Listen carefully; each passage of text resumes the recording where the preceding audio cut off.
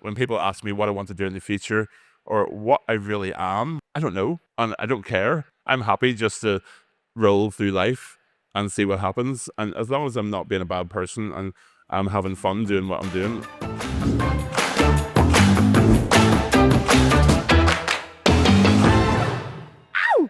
Some people are born to be driven. Do you know what I mean? Oh, yeah. Although you've driven me quite a lot. Christian's the most shocking thing about Kristian, the gayest bitch in the world, excellent driver. Who'd have thought it? Do you know what I mean? It's beautiful I stuff. have lots of hidden skills. They're really well hidden. So, Kristian, we are here today to talk about your absolutely beautiful memoir that I've been plugging for quite some time. I've been the biggest fan before I even read the thing. Yeah, thank you for that, by the way. Be on the throne, make some noise. Now listen, here's how this is going to work. I should have said this up top. We're going to chat for a while, we're going to girl out, and then we're going to have about maybe 15 minutes at the end, 10, 15 minutes at the end for some audience questions. So get thinking of your questions now. I'll let you know when it's time to queue up at the mic. Sound good? Look at this, look how professional I am. I know, I'm so shocked. And everything. I learnt to read just for this. Thank you, Nathan. Kristian, I read the book, I absolutely loved it. Thank you. I've read it. I have read it, kind of. No, I absolutely... I finished it while I was in Italy, brag, and it's such a stunning book. It's so... I want to tell you what really moved me about the book. I cried. I cried reading it. What I loved about it was that I feel like I know you quite well, but I think what comes across so profoundly when you read the book is you have lived a life, bitch. You have lived a wild fucking life. I guess I have, and for the same of you, everybody here, we all have lived a life. I never thought it was worth writing down until it was pointed out to me a few times. But yeah, you don't really see yourself as having lived a life. I just have survived every day, you know, but it's the same for everybody. And that's kind of what I wanted to get across in the book. It's not just me who went through imposter syndrome. It's not just me who doubts yourself when you have a new job and a new career. We're all the same, and we all can conquer that. Yeah, 100%. No. I think what's fascinating about you as well that really came across, and I think for anyone, give me a cheer if you've read any of the book. Finish the whole thing. Yes. Love it. So I think what really comes across is that you've always lived life in the extremes. Do you know what I mean? So what I mean by that is you talk a lot about your childhood in the book, and you spent a lot of your childhood, you know, quiet, shy, retiring, a victim of a lot of people's cruelty, I think is fair to say. And then you become one of the most well-known, beloved faces on TV. You go from being this sweet, wholesome Northern Irish farm boy to a punk rock drag queen with a drug addiction. You know, it's these extremes, these big swings. And I was so surprised reading it all over again. And I feel like I know a lot about you. Do you ever surprise yourself? Like, was there ever a bit when you were writing the book where you kind of were able to zoom out, and did any of your stories like shock you writing them? Do you know what I mean? Were you ever like, fuck, that was insane that I went through that, you know? I still lead every day of my life surprised. I still can't believe I get to do the things I do. Although I do have the confidence to know that I can do it now. I'm good at it. But I still question why. Only into myself. I'm perfectly happy to put it out into the world now. But I think we all still question ourselves, don't we? I mean, if you didn't question yourself, what kind of douchebag would you be? I mean, sure. I know you're saying everyone, you know, of course we've all lived a life, we're all full of a lot of experiences, but you've scaled highs and been to lows that like a lot of people wouldn't relate to.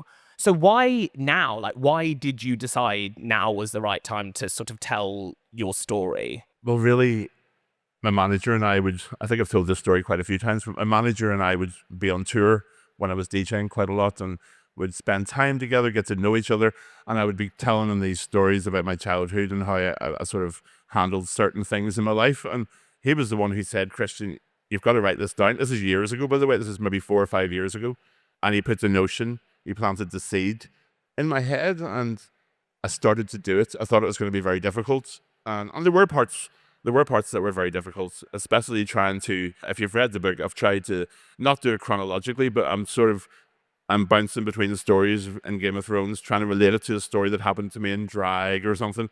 It's quite hard to do that, but that's the only way it's the only way I can describe my life, because when people ask me what I want to do in the future or what I really am, I don't know, and I don't care. I'm happy just to roll through life and see what happens. And as long as I'm not being a bad person and I'm having fun doing what I'm doing, I mean, what the fuck? Yes, bitch.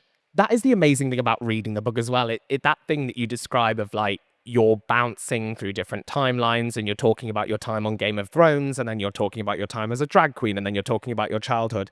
That is the experience of knowing Kristian Nairn. I'm telling you, you and Kristian are like driving to the supermarket and suddenly he's like, yeah, so when I murdered that guy in Mongolia, and you're like, what? Kristian never murdered anyone in Mongolia. I just want to make that really clear. His manager's in the audience. But you're so full of stories. What were you most excited about? Was there a particular section of the book that you were like, I can't wait for people to read about this? And was there a particular section that you were scared of? Because it's exposing. It is exposing. Well, I was worried about probably the drug stuff, because it's still taboo to talk about. And whereas I have come out the other side by myself, I have to say I didn't seek help. I don't advise that, by the way. I advise you to seek help if you're in that position. But just the way I operate, I was nervous to put that because I was afraid it would be picked up and the rest of the book would be ignored, because people go for sensational headlines, like my local Belfast Telegraph newspaper, the only newspaper in the world who's written a bad headline about it. Really? My local paper. What did they say? The headline, the thing they got from the book was, what was the headline? Gay Game of Thrones actor lifts lid on drug binge. That's what they got from the book. Like, yeah, whatever. Crazy, because you're straight, so that's... I know. Oh, yeah. I know. How dare they Check your facts. And then the stuff about my mum, I wanted to make sure it was respectful because it's mum's stuff. It's mum's story about what happened to her. And the only reason why I put it in, because it's not really my story, is because my mum and I are identical. We're so alike. And her issues became my issues. And yeah, and it affected my life hugely. So I had to write about it. And she was okay with me doing it. I definitely checked. And also, the stuff about my father and stuff, we've never met. And it's weird to think he can pick up a book. He only lives 20 miles away from me, by the way. And he can pick up a book and learn about me. I don't really think he fucking deserves to. Yeah. Just being honest. Yeah. Well, I hope he does fucking read it and he realizes what an incredible life. I mean, not everybody's born to be a parent. I get that. And he was, as far as being a father was concerned, he always paid his dues. Mm-hmm. He paid my mum and stuff. Everything was fine. But I would have liked him to have been there, Yeah. Especially because he lives down the friggin' road.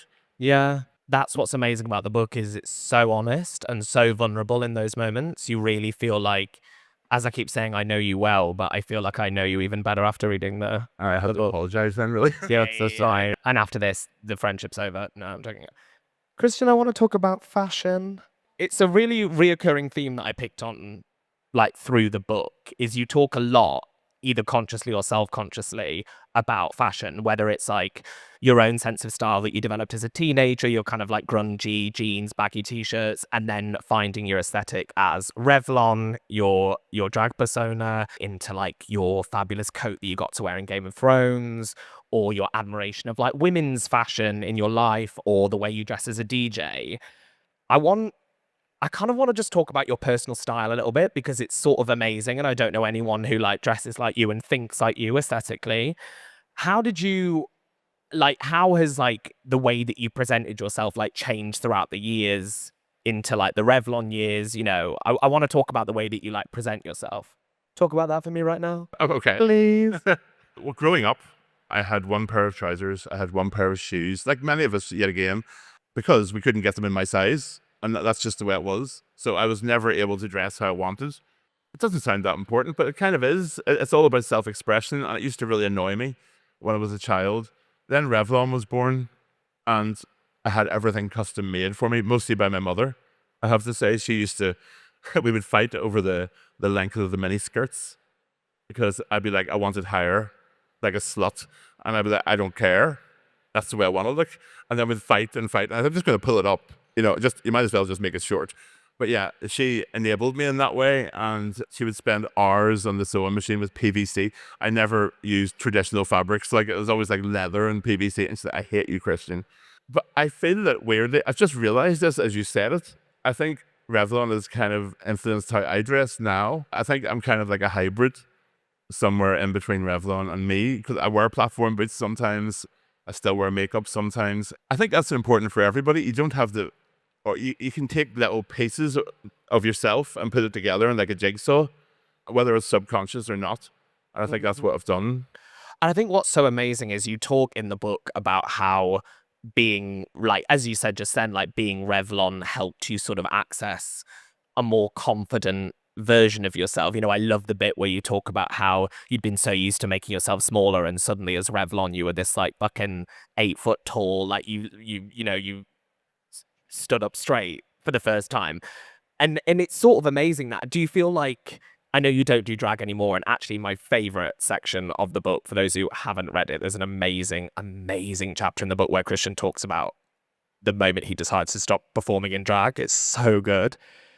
But up until that point, did you really feel like drag helped you sort of come into your own? It was the push. It was the push out of the door, because there was actually a figurative moment as well. It was the moment when I first performed in Kremlin. It was my first night performing in front of anybody, and there was a sliding door moment there. I remember standing behind the office door, and every demon I'd had in my head was there, and they were like, "Don't open that door, you look ridiculous, people are going to laugh at you." And something pushed me out that door, and that was the day my life changed. I realized I could use Revlon like a shield to sort of evolve behind and sort of be part of as well. It was hugely important, and it was a fuck you.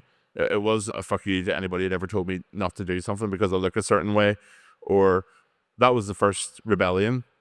It was the first rebellion of many. It's just like people saying it's ridiculous that you're doing drag. I'm like, yeah, and it's going to be more ridiculous by the time I get a pair of 14-inch platforms on. You know what I mean? It's also so amazing because it's like you were doing drag in fucking Northern Ireland in the 90s. This was way before RuPaul's Drag Race. This was way before drag was cool and trendy and everyone was doing it. This was like back in the day in Belfast. Yeah. Do you know what I mean? You know Belfast. I know Belfast well. My boyfriend is from there. It is, at the time, I mean, shout out to Belfast, love you, but it was maybe not the most progressive, forward-thinking place. Well, I always say the attitude in Belfast is kind of, it's mirrored by the front door of Kremlin. Kremlin was the main venue there. I know, what a weird name for a gay venue, but Kremlin. And Especially in that accent. Kremlin. fuck off. The front door of Kremlin used to be like a steel security door with a tiny porthole, and you had to ring to get in because there was so much trouble outside. People would be getting beaten up, that kind of thing. And about 3 years later, it turned into a glass door.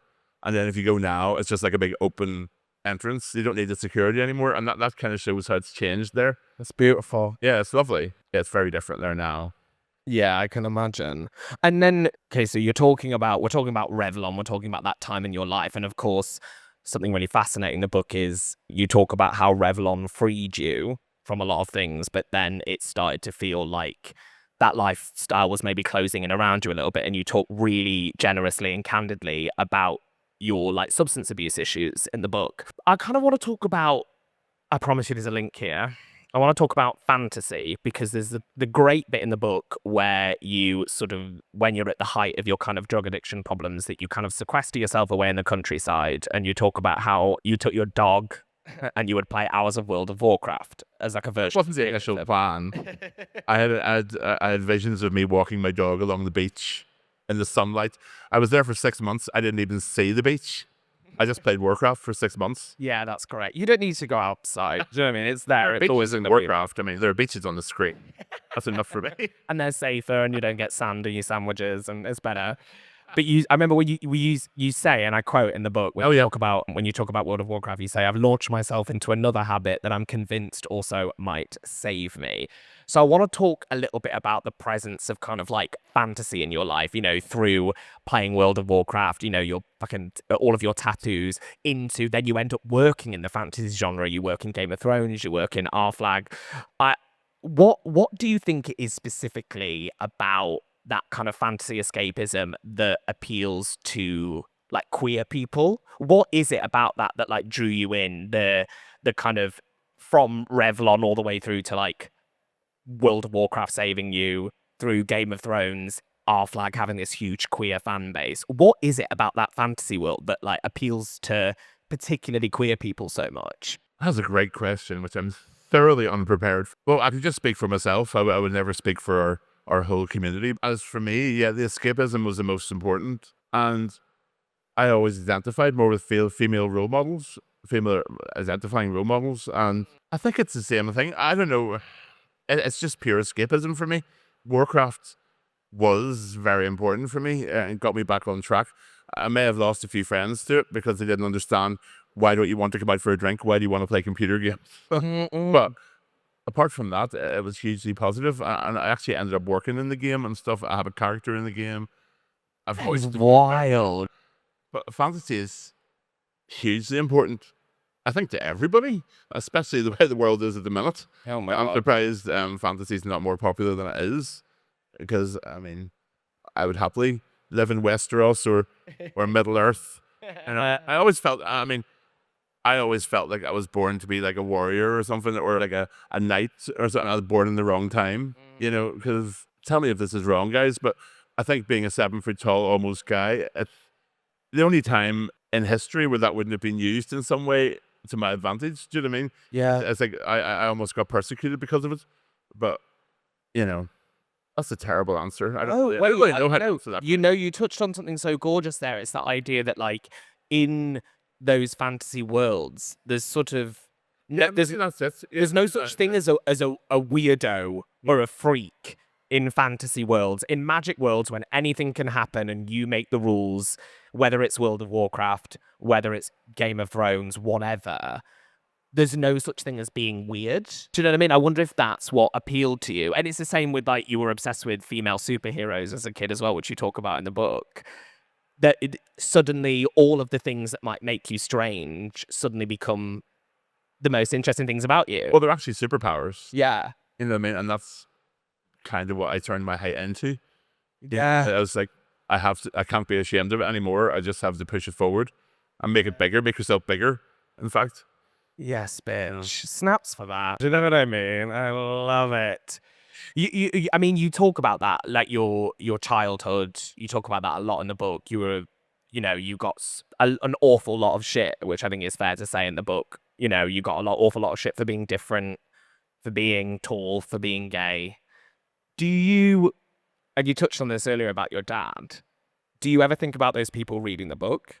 Do you think about those people? No, but one did get in touch. Actually, No. Yeah. Exclusive, I'm sad. They were just like, you know, I never thought, and I'm so sorry. I'm ashamed of myself and stuff. I'm like, you don't need to be ashamed of yourself. Just don't fucking do it again. No, but it's in the past and people have changed, and I totally understand that. I really do. People are completely different people now. But it was really nice to hear that, actually. I didn't need to hear it, but it was nice to hear it. Someone could see that they were a little bit out of line back in the day. Oh my god, that is so I didn't mature. I didn't expect to hear it. When I saw the name appear in my DMs, it was like, what is this going to be about? But yeah. But I think that's what's so endlessly fascinating about you as well, is you're full as a person. Like, you've had all of these like mad experiences, all of this trauma, and yet you're so empathetic. You're such a kind person. Like, I'm full of nothing but boiling hot, raging spite for everyone who's ever been unkind to me. And I wish them nothing but ill will. And you're so kind. Like, I feel like you don't harbor resentment, really. I don't, but it doesn't do anybody any harm apart from yourself. Yeah, I'm Verifies Nene on the panel, okay? I'm crying. It's true, though. If you hold resentment towards people who have harmed you, I think you can hold it in your head in a sort of intelligent way, but don't let it eat you away, because that's when they win. Yeah. Did you feel, was there catharsis in writing the book? Like, do you think part of that process is what has allowed you to like let go of so many of these experiences now? These experiences that might have been eating away at you, traumatizing you, upsetting you, now that they're in print and they're out there, and, you know, did that feel like it was kind of exercising it from you a little bit? Yeah, I mean, I'm 48 now, and I've kind of felt like I'd reached my final form. I feel like I have another form now. I definitely feel like a slightly different person since I've released the book, and it's in a good way. It's been very cleansing, and it does feel like the end of a chapter. in a way. I don't plan to do anything different in the future. I'm still going to act. I'm still going to DJ. I'm still going to do music, but it definitely feels like another chapter starting. I love it. Yeah. Speaking It of- has been very cathartic. Very cathartic. Speaking of new chapters, let's talk about the show on everyone's lips. Flag me was fucking okay.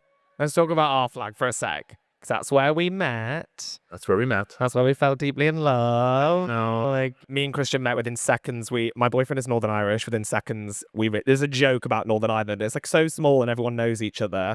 My boyfriend is, I think, 40 years younger than you, and that makes it sound like I'm dating a child. Never mind, the joke came back on me. I'm happy that you have that, actually. Yeah. We established within seconds that Kristian had gone to the exact same school as my boyfriend, because Northern Ireland is this big. But we met during the filming of a little TV show called Our Flag Means Death. I want to know, you talk in the book about how special it was to do that show after you'd spent so many years as a TV legend in Game of Thrones, but you'd only ever said that one word. Yes. You know, which is amazing. You know, I actually, when I first met, I'd never watched Game of Thrones, I'll be honest, and I watched a compilation of Kristian on Game of Thrones when I first met him, because I was like, who is this bitch? Why does he get recognized everywhere we go? I don't know what this is. Watched a compilation of Game of Thrones. I cried, okay? I cried at the death. It's so iconic, Kristian. So you'd been known for that thing for so long. You're then in Our Flag. You suddenly have a character with lines, dialogue. You know, you get storylines. Talk about that. What was that like for you? Was that daunting? What was the first day we met? First of all, was it the day on the stunt mats, or was it the day on the boat? I think it was the stunt mats. Yeah. So we did a day of stunt training. I'll put both of those words in huge, huge air quotes. I think we just looking at each other going like, They made us do forward rolls. And I was like, my hair? I'm not in Cirque du Soleil, honey. I'm not going over my neck. Not for my overlords at HBO Max. Home box office maximum, I assume. Yeah, I think that was the first day. Fuck. I cringe when I think about that now. I know. God love us. Yeah, and then we did the pirate training on the boat, which Hell on earth. hell on earth. No, it was amazing, and we love It's it. very bad at it. So we're very, very bad at it. Even Comically better than I was. Which I think actually kind of ended up working its way into the fabric of the show. Do you know what I mean? How bad we were at it. It was Yeah, kind of a totally. bit of it. But yes, How did it feel to suddenly, you weren't just Hodor. There, I said it once. Say it for everyone one time, come on. no door. So, But yeah, you'd been Hodor for that long. Yeah, it was weird. Iconically known. I feel I was still being tested because I'd only done that. I'd done other stuff, obviously, but in the real public eye, I'd only ever done that big role and only had that one word. So even after I'd done all this and traveled the world 600 times, I still feel like I was being tested because it was new. And that's why I was a little unsure. And also, they made some changes to the Feeney's characters because of, as we know, I had a big brother in the show, which didn't make it into the cut. Or not even into the cut, he didn't make it on the set, sadly. So the characters were changed, and it turned out that wee John was kind of an amalgamation of the two brothers. So that was a little confusing at the start for me. But yeah, it's just nice to have more words to express myself with, because I have plenty in real life. Yeah, you never shut the fat hell up. Yeah, for sure. It was a new challenge, and I really enjoyed it. I love the character, especially in season 2. I really felt like I got it in season 2, for me. Well, I think what was sort of amazing, actually, was seeing you do it. You were already so well known. You'd filmed hours and hours and hours of television. And yet what I actually found really so relatable about you is that you were nervous. You know, I remember you being nervous because it was, as you say, it was a different challenge for you. Like Game of Thrones was a huge challenge in its own way, but... What about you? Do you not get nervous before your performances? Oh my God. I mean, 100%. Yeah. I barely remember filming the first half of season 1 of Our Flag Means Death. I was in an absolute blackout of panic the entire time. Yeah, and even before I do this, I'm nervous when I do shows. Like, I just promoted the book in New York, and I was doing the breakfast shows, and they're like, so what makes you nervous? And I well, this makes me nervous. Yeah, bitch. But it's all about, for me, I think I've learned how to ride the adrenaline. I've tried to ride the nerves, because they actually make you perform better, especially in music. Yeah. For me, I'm always nervous. I've been DJing for 30 years, and every time I'm still like that before it. Yeah, of course. And as you say, it's like DJing is like where you feel most at home. But like also the fact that you still feel those nerves means that it still matters to you, Yeah, you know? it totally matters. I want people to enjoy themselves as well. That's the thing. While being a complete music snob that I am, but I still want people to enjoy themselves. So it's kind of finding a balance between the two. I love it. We're going to take audience questions in a couple of minutes. So if you have a question, get lined up at the mic. And I'm going to do one final question for Kristian. Kristian, I want to talk about mummies. Oh. I want to talk about mums because it's a shared interest we both have. Yeah, we do. Kristian, your mum is a huge character in the book. Yes. I think I've spoke to your mum on FaceTime before. Oh, many times. She's a formidable lady. She is formidable. She is fucking formidable. You refer to her in the book as a guardian angel. Yeah. Has your mum read the book? No, No? because she was there throughout the entire process, and I ran everything by her. She read all the drafts. She hasn't read the final copy. She doesn't feel that she needs to. I think she might listen to the audiobook, Yeah. but she knows every word that's gone into that book. Yeah, she's like, I was there, bitch. Yeah, oh yeah, she definitely was. Yeah. And a lot more besides. Did you have to, because I think one of the main things that Kristian and I have in common is we're both, I think it was one of the things we clicked on quite early on is we're both big gay mummies boys. Yeah. Did you have to have a chat with her about the book, like in order to help her not feel exposed? Did you have a talk about what you would and wouldn't include and things like that? Yes, I did. I mean, I didn't put everything in there, you know. I did edit it, obviously. Yeah, of course.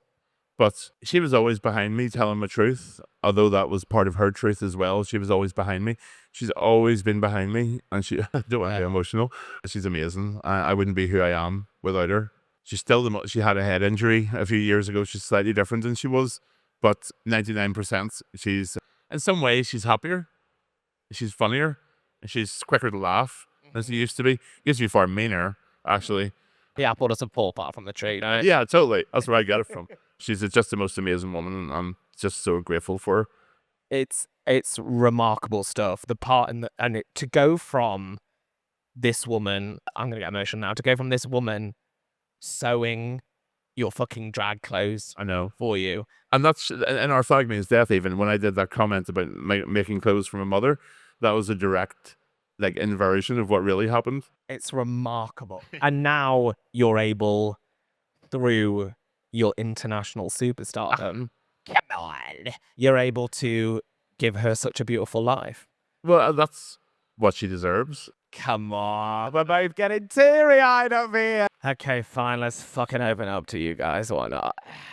Let's do some audience questions, please, down here at the front. Sorry, that was the ubiquitous "is it on" moment. Yeah, of course. Hi, darling. Hi, how are you? Yeah, I'm good. How are you? Thank you so much, both of you.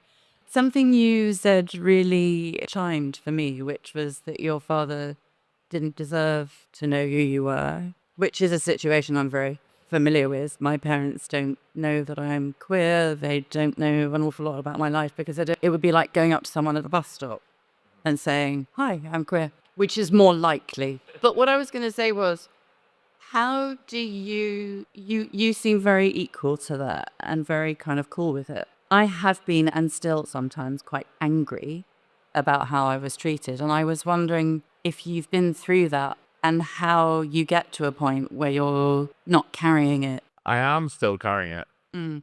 I definitely do.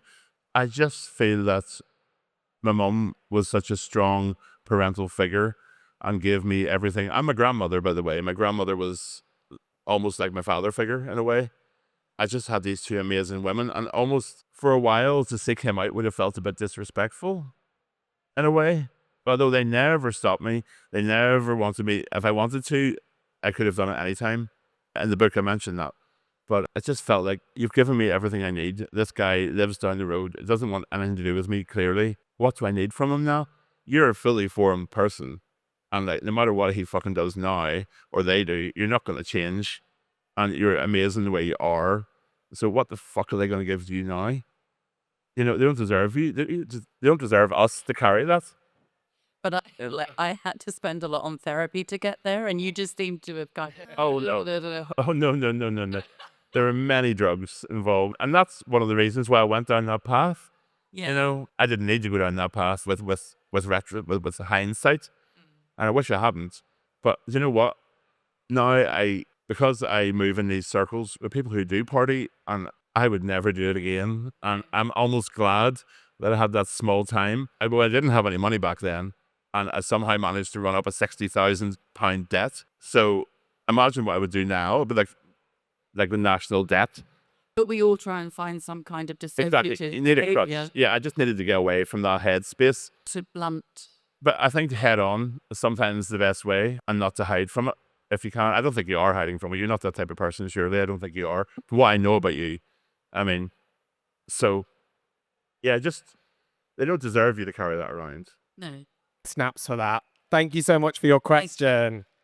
Beautiful. Next question, please. And make it I great. might have worn my cheetah skin today. Something much less serious this time. So I saw your photo yesterday with dog pool, which was amazing. And I know you've worked with animals a few times. I know you had the dire wolves in Game of Thrones. You had Nathan in Arf. I don't know if you had. You mother. I don't know if you got to meet Ned in Arf, but I wouldn't know have you got any particular sort of difficult experiences or funny experiences working with animals? Yeah. Actually, at my next autograph table, bitch. You're right. You're done. No, Jack. It was in Game of Thrones, actually. It was in the cave where the ravens were, and the three-eyed raven. And one of the things they say is, these ravens are very well trained, but they're not friendly. So don't hug one. I mean, I've never had an urge to hug a raven. But anyway, if it lands on your head, we were given, because they were just flying around, and they were landing on things. And if it lands on your head, the instructions were perfectly still. Close your eyes, because they will pick your fucking eyes out. And just wait for the handler. And so I said, it's not going to happen to me. As if you're just going to stand there calmly and wait for the hand. No. So 2 seconds after that, cracked. it was like the clackerboard went down and action. The first raven right on top of my head. First one. And my reaction was, I think I hit it with my hand and everything. And there's feathers flying. And I was just like, It's that, yeah. yeah, I just couldn't help myself. So that is my interaction with a raven. I've never worked with an animal I wasn't repulsed by. I just want to say that. Every animal on our flag means death can go fuck itself. I was so scared of all of them. Thank you so much for your question. I've also been attacked by a Shetland pony. So I was wondering, Kristian, what was your favourite part when you were writing the book? And Nathan, what was your favourite part whilst reading it? Okay, I'm Look gonna at this run backstage and finish it quickly, and then I'll answer the question. But Kristian, favorite part writing it? Well, actually, weirdly, one of the hardest parts was, you didn't ask me that, but I'm going to tell you anyway, was putting the thank yous in at the back. There's so many in there, and I got so paranoid and in my head about it that I was like texting friends going, I forgot to put you in there. And there's about 10 different drafts of that, and it made me absolutely crazy. Only the most attractive people you know made it into the thank you. Something I had to gain. No, that's not the truth. Favorite part to write about? I liked writing about all the old drag stuff. Brought back a lot of memories, and it sort of cemented how important it was for me. So I enjoyed all the part. And just talking about Belfast as well, because I love Belfast. And all its weird idiosyncrasies and all this weird shitty stuff that's happened in the past. It's kind of made the people who they are. And I love that. I love Belfast. So getting to put my love of Belfast in a book, I feel honoured. It's beautiful. My favorite part of reading it. I mean, you are right. All of the drag stuff does really leap off the page. It's so amazing to hear about this like kind of underground scene as well, because the drag that you were doing was like pretty fucking alternative as well. You were doing like alternative punk rock. It's like gothy, amazing drag. And to hear about that it's a world I know absolutely nothing about. So that was really, really remarkable. And I did love everything about your mum, because I'm obsessed with mums and gay men and their mums. And I just thought it was so beautiful. And you can see your love for her just like bleeds off the page. It's so stunning. Could you tell me more about like your sort of writing process and what you enjoyed maybe in that experience as well? It was my first book. I did get a little help with the putting everything together because it was my first book. But having an editor, Yeah. My room looked like a serial killer's bedroom. Like it had different stories like drawn together with rope and little pieces of string, because this is not, I can't keep things in here. You know, my memory is terrible. So I've acted with you, babe. yeah, I know. But yeah, it was like all these timelines put together. So that's how I did it. I had to have like a visual representation because I kept forgetting. So yeah, one of the most fun things was with the memories. You think, I'm never going to remember everything, especially me. But when you have one memory, it leads to the next memory, and then it just goes like dominoes. It's lovely. Put you into little, I call them oubliettes. in your brain with little forgotten cells of information. So I enjoyed that part of it, and that's how I did it. Doublier. Oh, you're welcome. Thank you, darling. Hi. Hello. Hello. I'd like to ask, as a person who does acting myself, how hard is it for you to let go of parts that you maybe worked on for years? Yeah, like, I mean, you've played this character for a long time. Yeah. It's sad, especially with Game of Thrones. I thought I would be happy to see the back of Hodor, because it had been 6-7 years of my life, and it was really hard work. But I remember taking the costume off for the last time and smelling that smell for the last time. It was really smelly costume. But anyway, I cried. I was like, I felt like I'm never going to see this costume again. I'm never going to put it on again in the same way. And it made me very sad. Wee John, I don't feel like I'm finished with Wee John. And that's an interesting feeling. Yeah, it's weird when you. I feel like the difference is with Game of Thrones, you knew your goodbye was coming. Yeah. You got to say a proper end to the character, whereas obviously we didn't quite know our goodbye was coming. You never know when your goodbye is coming in No. TV, and it's And I also feel like with our characters, even your character as well, there's so much we could have done to develop it. And with Hodor, I feel like it reached the end. Obviously, fucking died. That's an end. You know. what? I know. Spoiler alert. Yeah, with Wee John, I don't feel. I still feel a little bit raw about that. I feel the same when I have to say goodbye to a character. You always think, I would love to just have that one more night with that Yeah. person. Yeah, we hard relate. All right, thank you very much for your question. One last question here, and then I, of course, have one final one to. Hi, it's lovely to see you here. Because you touched on a drag in your book, which is fascinating. But what I wanted to know is, when you were with John doing Calypso, how did it feel to be back in drag after such a long time? Fabulous question. It was amazing. I mean, working with Gypsy on the costume, Gypsy's incredible. If you see it, She's an absolute icon. I mean, you've had her on Weege on Wednesdays, right? Yeah. Yeah, she's an absolute legend, Gypsy. oh yeah, she really got it down perfectly. It's exactly how I imagined it. It's very different drag style to what I would do, but I loved it. It's just the Ursula vibes were real, and That was amazing. I still have the tits and ass, and so I mean, not They were models, though. Oh, yeah. they're in my changing room at home. So if I ever felt the urge to get the hips on, I will do drag again in the future. I know I will. Yes. But I think now that my own personal style has developed, I used to be able to put, like, my shoes are made from floor tiles, and like it was all DIY. Like, half my outfit was from B&Q. That's true. I would do it differently now. So Oh, you got her, Christian. yeah, I'm going to do it. I'm definitely going to do it. My beard's getting shorter and shorter. So when that beard disappears, you'll see something happen. Oh my God, keep your eyes peeled. Thank you so much. Thank you, Dave. That was amazing. Give yourselves a round of applause for those questions. You guys, Everything. thank you so much. Christian, I have one final question for you. And this is the one I'm terrified of, yes? Well, I just want to, obviously, I'm not sure if this is being live streamed or not, but everything we discuss in here definitely stays in the room. I wouldn't want any of this getting out to the papers, but I do feel like I need to ask it. I do feel like I need to share my story. Okay. Christian, are you ready? Last January, in the middle of the night, I was violently jolted from my sleep to find you towering over my bed with an AK-47 aimed squarely between my eyes. You are famously pro-firearm, so the gun didn't shock me. However, when I asked what you were doing in my bedroom, you simply and ominously responded, walk. To where, I asked.